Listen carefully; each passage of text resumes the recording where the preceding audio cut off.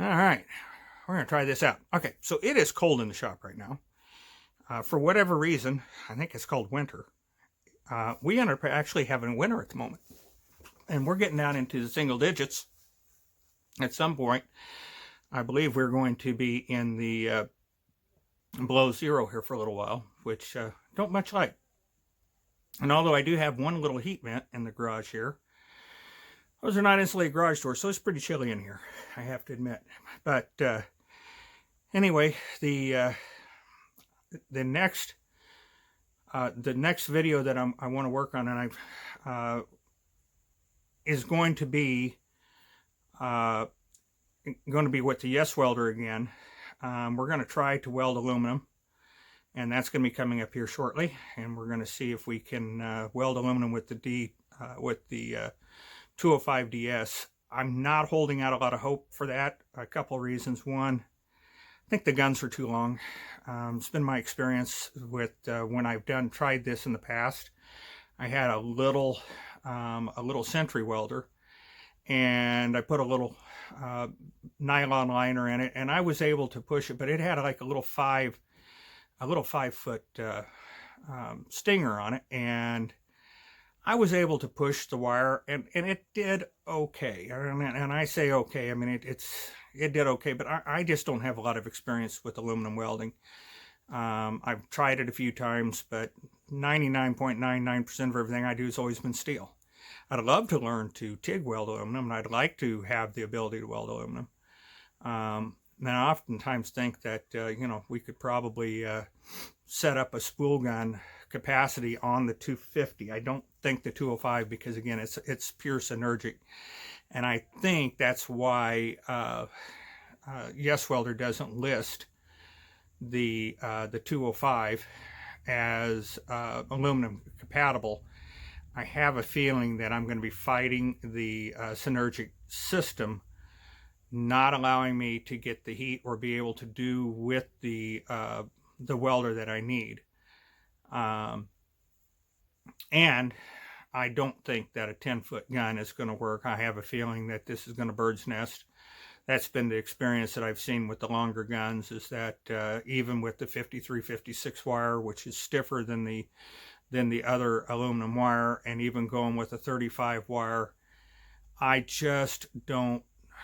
don't know if it's possible to reliably push it. And if you can you get enough stick out? But then I would think that would be a problem with the spool gun too. Would be, will this welder be able to get down to a point where we can do this without it burning back, and where I can control the heat of the wire? Because that's one of the problems with aluminum wires. That it's my, when I've played with this before, was trying to control the heat going back to the gun, and then you would end up burning your wire back and burning the wire back, and you try to speed up the wire a little bit more. Now you've changed the amperage, but now it's not doing what you want it to do. And the, for you guys who weld aluminum and are used to using a spool gun, welding with a spool gun, please feel free to comment and tell me what I need to do. We'll do this video. You guys probably see that are going to see that I'm probably screwing up big time, because I just don't have experience in this area. And maybe you guys can give me some pointers, and we'll try it again or something, and see if we can make the 205 weld aluminum. At some point here I will try the 250, but I think I'm going to reach out to Yeswelder and see if they have, I know they got a little 5-foot one. I think they got a 5-foot stinger. I'm going to see if they can come up with a 5-foot stinger with a graphene liner that we can play with, and see if we can push wire with a 5-foot. I think that's our best bet. I think keeping keeping that short will make it feed better. There's another brand that sells welders, and they sell all kinds of different stingers and stuff. And if I remember correctly, watching one of their videos, and they were using, they actually preferred to push aluminum wire with a 5-foot because they like the convenience of the small stinger and being able to just move your stinger around like you would any other welding. But since they're working on at stations, they didn't need a long welding, stinger that they had to get up someplace like we do with these. Normally when we're welding steel, I've got a 15-foot that's on the 250, and that's because when I'm down on the ground underneath this hammy or something, I want to be able to reach over to the other side of the vehicle, and I like that 15-foot stinger, but it's easier to push steel, and the steel isn't trying to burn back to the tip as quickly. You can control that a little better. The other thing is that I think that nickel-plated tips for welding aluminum probably would make sense, I think. But we'll see. You guys that do this all the time, please feel free to reach out to me on that and let me know. You always want to go one size tip bigger than the wire that you're feeding when you're dealing with aluminum. I'm also feeding pure argon, no CO2. So that is the setup that we're going to do. I have only pushed aluminum a couple of times in my life. I don't weld aluminum a bunch. So I don't know how this is exactly going to work out. We're going to play together here and see if we can make something work. We're definitely going to make some sparks. Now, whether or not it looks pretty, I don't know. We're going to find out. But right now, we're going to see if the 205 can actually weld aluminum. And because I know this is their most popular welder, it's the best price point welder. But they don't put that you can weld aluminum. Of course, these welders do not have a cannon plug on the front to run a spool gun. So I do believe that they can be tricked.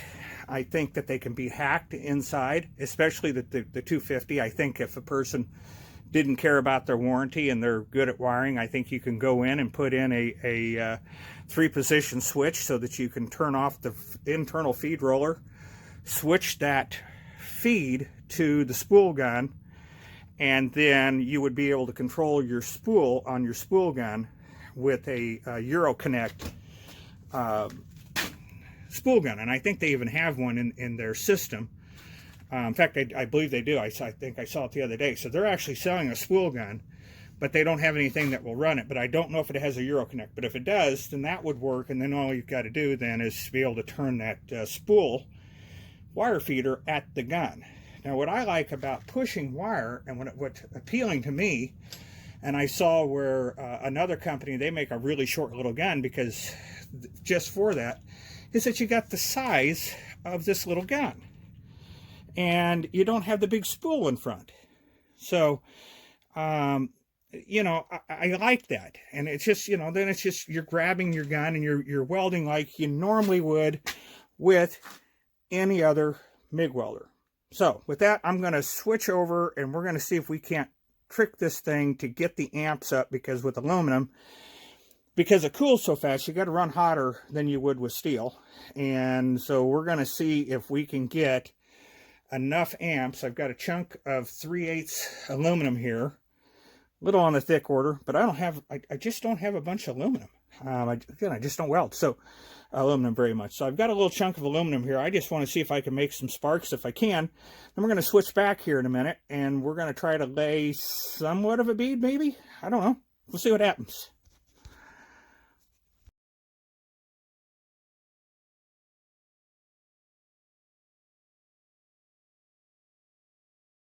All right, welcome back to the shop. So here's what we're going to try to do today. I've had people ask me, can the 205DS weld aluminum?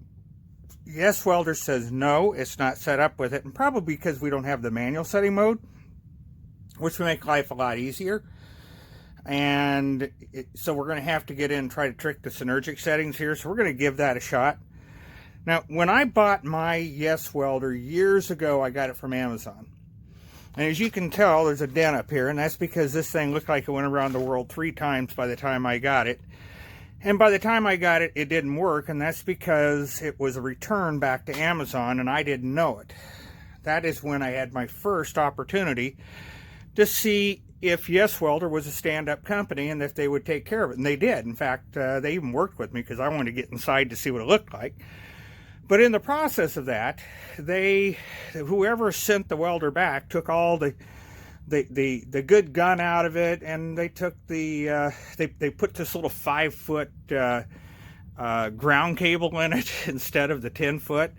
And so Yeswelder sent me a whole bunch of new stuff. But one of the things I just noticed, because I've never put a small spool in this, is that the small spool adapter is gone. So I had to rig something up to make this work. So this is what I am doing. Typically you would not use a knurled roller for aluminum because it could create a problem. But I do have a graphene liner. Actually, I think this one's Teflon that I bought years ago. And if I had my choice, if Yeswelder would make a 5-foot, 6-foot, somewhere in that area, 180 amp gun for aluminum, I think that would be better than a 10-foot, because usually the shorter the gun when you're pushing wire, the better off you are. So, and if you'll notice, I'm using 5356 because it's a stiffer alloy, okay? And it should push okay. Now I did notice I am getting some knurl marks on the aluminum when it feeds out. The other is this is 3.5 wire, so or 0.9. I am using a 1.0 tip. Okay, well, so far can't say I'm overly impressed with trying to push wire. I've tried 3 different rollers. I'm now using a 1.0 roller. At least it's not bird's nesting anymore.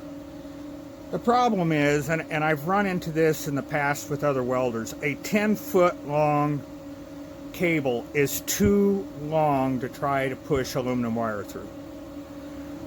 The ones that I've seen where people do it successfully are 6-foot or 5-foot.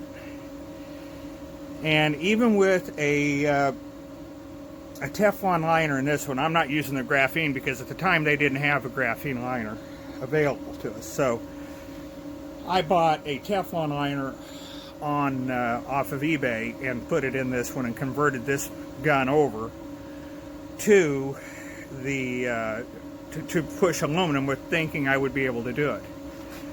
I have tried thin aluminum, thick aluminum. I've got, I don't know if you guys can see as I'm going to turn this up here. I've got this thing set at 187 amps at 20.9. I've tried different voltage and I'm still running in the same thing. I can't get, if you get too much stick out, well then you don't get enough heat. You get too close, you weld the aluminum wire is brazing itself or soldering itself to the tip. So I've gone through 3 tips already. I've bird's nested this thing multiple times, and it's just not doing what I want it to do. I would think that nickel tips that are nickel plated would probably would work better because the aluminum would not stick to the nickel, where you can solder aluminum to copper because we do it in plumbing. So I know it can happen, and obviously it's happening because I'm doing it with these tips. Like I said, I've already gone through 3 of my 1.0 tips, and I'm starting to run out of tips. I'm going to try one more time here. Like I said, and the amount of stick out, usually when you do this, you have to, with aluminum anyway, you want a longer stick out than you do with with steel, because of the fact the aluminum burns back so quickly. And I have tried turning the voltage down, and then I just get blobs, which you're seeing, which I believe you can see there. I'm just getting blobs. I'm not getting any sort of bead. I mean, yes, I did get a little bit of aluminum weld into this. This is some thin stuff too, by the way. This is like, this is thinner than 1/8 inch thick. Of course, it is on the edge there. I've got it spaced out. So now I'm going to flip it and see if I can at least try to weld the thinner edge of it, maybe. I don't know. We're going to try something here. And, but I have to say at the moment I'm not overly, I don't think, I'm not too encouraged that this is going to work. This is a stainless steel brush, by the way. So, and I cleaned all the aluminum because aluminum requires you to make sure that everything is really, really, really clean because of the aluminum oxidizes so quickly. So you got to be on top of it. Just like with steel, you don't want to try to weld dirty steel. And it'd be one thing if this was some sort of aluminum alloy that had zinc in it, which you can't weld, but this is just your standard everyday aluminum pieces that you go to Lowe's, Home Depot and buy, and it should be working just fine, I would think. I've got the gun as straight as I possibly can get the gun. Because I've got the welder sitting on top of the other welders there, and I've got my gun coming out, and I've got it making one big loop, and so we're going to try this again, but I'm not holding out any hope here. It does feed. You can see that it is feeding the wire, and it's actually feeding pretty smooth. I got rid of the knurled because I think it was causing a problem, but it still doesn't keep you from having a problem in the tip there. You can see where I've been having to clean the tip off. I've even tried anti-splatter inside the tip, on the tip itself, thinking that might help. That didn't do any good. It just made everything black. So we're going to try this again and see what happens.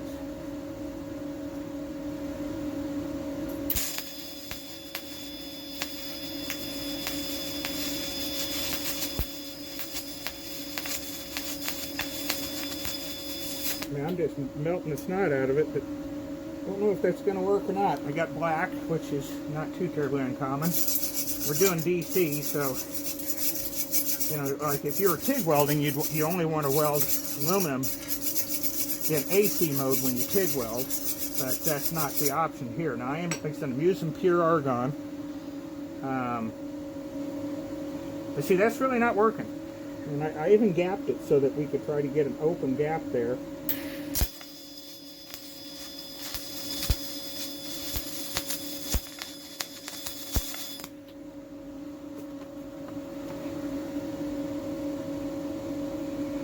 I mean, if a guy, I guess if you want to say that that's stuck, it's stuck. But I can hold that steady enough. You can see, I'm trying to see if we can get something where you can see where it is, unfortunately, welded itself to the tip again. Let's see if we can break that loose.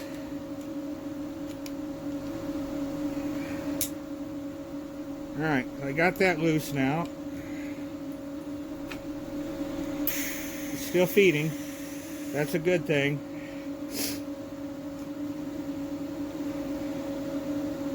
Now I've got this set up on MIG CO2 because, you know, so it's gas feeding.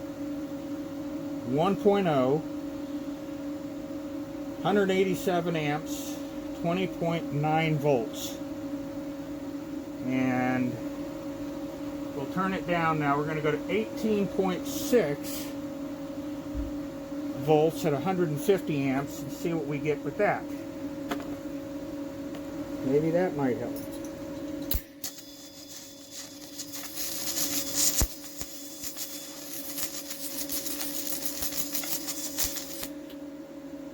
No, that's not working.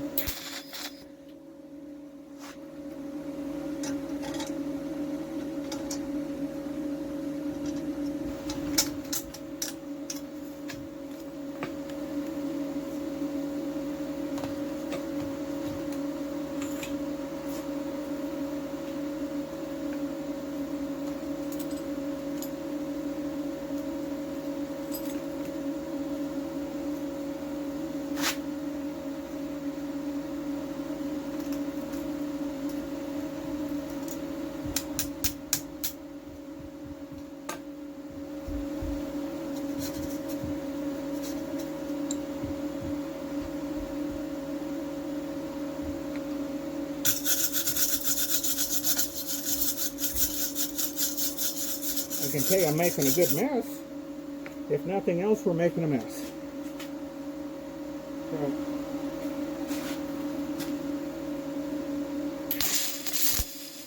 let's try this again. So I've got that turned down to 18, and I'm just not doing anything but just making a mess at this point. It's not really doing, and it's welded itself back to the tip again. So yeah, this is not really a viable, I don't see, at least with this welder. I don't know if the 250 will work because I haven't converted it over right now. I've got a big roll of wire in it, and I don't want to have to convert everything over today, but I will try to see if I can make it work with the 250. I know they say you can, so I'm going to assume that Yeswelder has actually done that. Just for giggles, we're going to go down to 17.4 and 14.1. We're going to see what happens here, see if that works.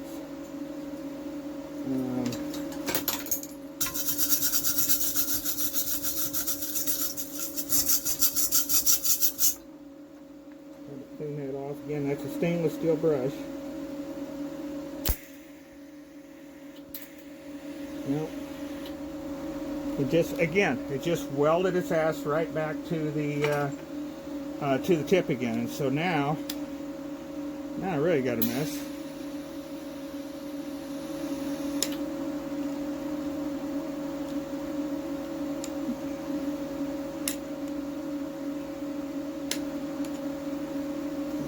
I think we're done for on that tip. Oh, there it goes. We came loose. Is it going to feed? Or are we... Nope, I think we bird's nest again. We'll take a look here. I'm going to put you on pause. And as you can see, it now is bird nest. So now we've got the wire all curled up in there. So yeah, I just don't see... with a 10-foot gun, I just don't think it's viable. I am thinking that they've got to come up with a 5-foot gun for these so that it's shorter, so you're not having to push the wire so hard. It feeds, but then there's the other issue is that at least with this particular system, the 205, I don't know if it has the ability to do that weld. I don't know if the synergic settings are screwing with it and not allowing it to get the penetration, or it's constantly, because it's a different resistance that it's sensing back into its PCB boards and all the circuitry. If it's some sort of feedback coming back and saying, hey, this isn't working right, and it's trying to adjust for that. But I couldn't get it to weld aluminum. Now, if somebody has, and they're doing it, please let me know in the comments. Let me know if that is the case, if you all are figuring out how to weld aluminum with the 205.